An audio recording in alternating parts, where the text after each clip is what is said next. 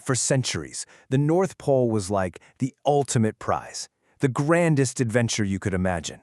But what if I told you that the whole race to the top of the world was basically built on a pile of lies? A story of massive egos and, get this, one of the biggest frauds in the history of exploration. Yeah, today we are diving right into that chilling story. So, picture this. It's April 6th, 1909.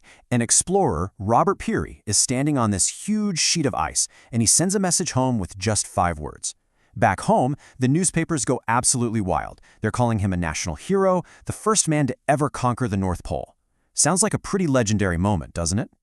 Well, maybe not so legendary, because that one triumphant claim, it kicked off a massive national scandal. And it pulled back the curtain on a pretty uncomfortable truth. The race to the North Pole was never really about science. Nope, it was, in fact, a colossal con. And that brings us right to the heart of the drama here, what we're calling the Great North Pole Fraud. See, this wasn't some noble scientific mission. Oh no, it was basically just a giant, frosty ego contest between 2 guys who were desperate for fame. Okay, so this breaks it down perfectly. In one corner, you've got Team Peary. This guy went all out, a massive expedition. We're talking 50 men, over 200 dogs, a real Arctic circus. The problem? Well, the math just doesn't add up. Later on, people figured out he probably missed the pole by a good 60 miles. Ouch. Then, in the other corner, you have Team Cook. He claimed he got there a year earlier, basically by just winging it with a tiny crew. His big issue? The proof he brought back was a total sham. It was a photo from a completely different mountain. So, what happens? A huge, messy public fight that basically split the country. But you have to wonder, right? Why was everyone so obsessed with this frozen dot on a map anyway? I mean, what's the big deal?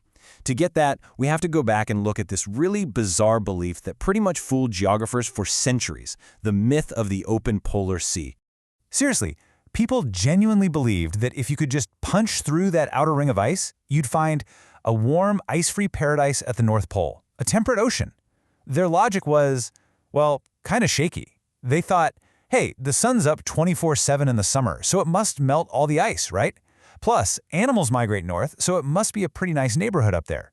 It was this crazy mix of gossip, bad science, and just pure wishful thinking. And it was all driven by this dream of finding a shortcut to the riches of Asia. And this obsession, it led to some absolutely spectacular failures. I mean, truly epic. And the poster child for this whole mess was a guy named Sir John Franklin. He basically perfected the art of the glorious faceplant. So, back in 1845, Franklin takes off with these 2 state-of-the-art ships, the Erebus and the Terror. He packs like 8,000 tins of food, but here's the thing. He also thought it was super important to bring along fine china and a library with over 1,000 books. What he didn't prioritize was, checking if the food cans were actually sealed properly. Spoiler alert, they weren't. So yeah, the crew gets trapped in the ice, the food goes bad, and the whole thing ends in starvation and, yes, cannibalism. And his reward for this total disaster? For leading his entire crew to a horrifying death because of just terrible planning? He was celebrated as a national hero. A hero! For his bravery? This just shows you the mindset back then. It was never really about succeeding. It was all about the romantic, tragic attempt. Now, you might think this kind of ego-driven, symbolic gesture died out with the age of sail. But nope, it just evolved. The 20th century rolled in with new players and shiny new toys, but the game was pretty much the same.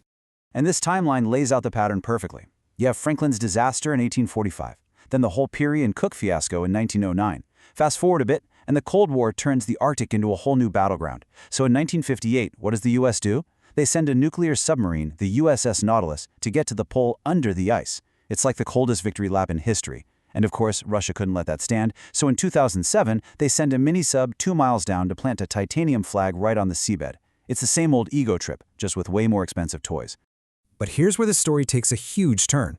Something fundamental is changed. This symbolic race for glory, it's suddenly become a very, very real scramble for resources. And it's all because of what some are calling the Great Arctic Defrost. Yup. Mother Nature has basically hit the defrost button.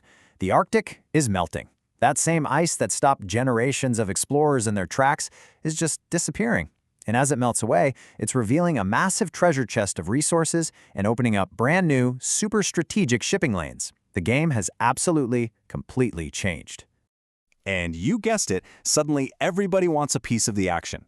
You've got 8 key players, the so-called Arctic states, who are all circling like sharks. We're talking the US, Russia, Canada, Denmark, Norway, Iceland, Sweden, and Finland. They are all jockeying for position, laying claim to territory and influence in this newly wide-open frontier. And what a treasure chest we're talking about. I mean, look at this. We're talking about huge, untapped reserves of oil and natural gas, a massive chunk of the world's undiscovered supply.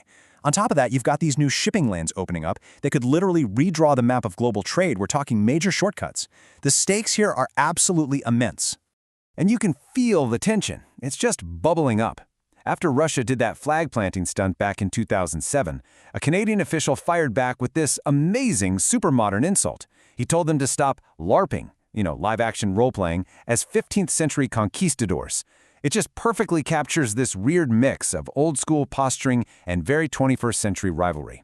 So, after all this, where does that leave us? What's the big takeaway from this long, strange history of ambition, fraud, and failure at the top of the world? Well, the verdict seems pretty clear. The North Pole started out as a myth, right?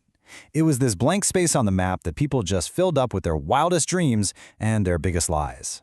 That frozen fantasy, the one chased for centuries by men driven by pure ego, has now literally thawed into a real-world, high-stakes geopolitical battlefield. And that leaves us with one last, kind of unsettling question to think about. The first race for the pole was built on a lie. It was defined by fraud and it ended in a huge scandal. So now, as the ice melts and this brand new race for resources and power heats up, you have to ask yourself, how is this one going to end?